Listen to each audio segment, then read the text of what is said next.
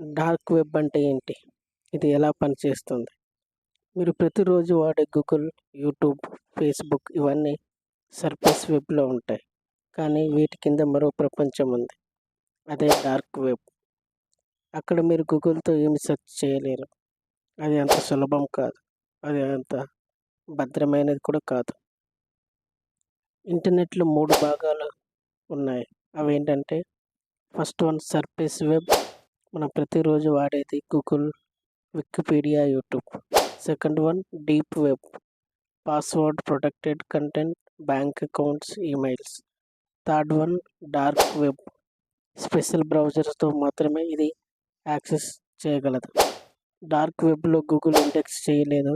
Search ఇంజిన్స్కి ఇది దూరంగా ఉంటుంది. ఇది ఎలా వాడతారు? డార్క్ వెబ్కి యాక్సెస్ కావాలంటే తార్ బ్రౌజర్, ది ఆనియన్ రౌటర్ ఇది చాలా అవసరం. తార్ బ్రౌజర్ మీ ఐపీని హైడ్ చేస్తుంది. మీ ఐడెంటిటీ ఎనానిమస్గా ఉంచుతుంది. డార్క్ వెబ్సైట్లు ఆనియన్ డొమైన్స్లో ఉంటాయి. రెగ్యులర్ క్రోమ్తో ఇవి ఓపెన్ కావు. ఇది హ్యాకర్స్, రీసెర్చ్ అండ్ విజిల్ బ్లౌజర్స్ వాడతారు. కానీ అందులోని ఇన్ఫర్మేషన్ ఇల్లీగల్గా అయి ఉండొచ్చు. డార్క్ వెబ్లో ఏముంటుంది? డార్క్ వెబ్లో మీరు కనిపించే విషయాలు hacking tools, drugs, illegal items sales, fake passports, IDs, credit card informations, forms for anonymous conversations. అయితే కొన్ని లెజిటిమేట్ యూజెస్ కూడా ఉన్నాయి.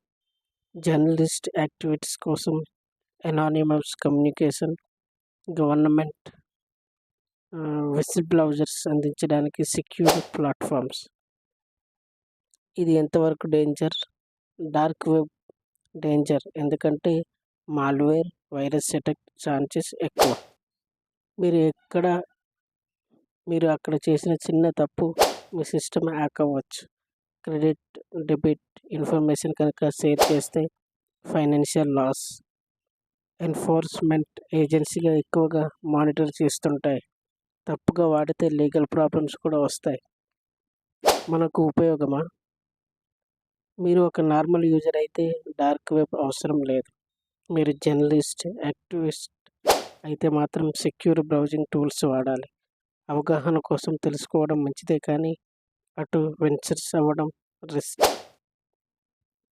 ఇది ఒక పవర్ఫుల్ టూల్ కానీ రైట్ వేలో వాడాలి. నాలెడ్జ్ కోసమే నేర్చుకోవాలి. క్యూరియాసిటీతో వెళ్ళడం డేంజర్. డార్క్ వెబ్ గురించి మీ అభిప్రాయం కామెంట్స్లో చెప్పండి.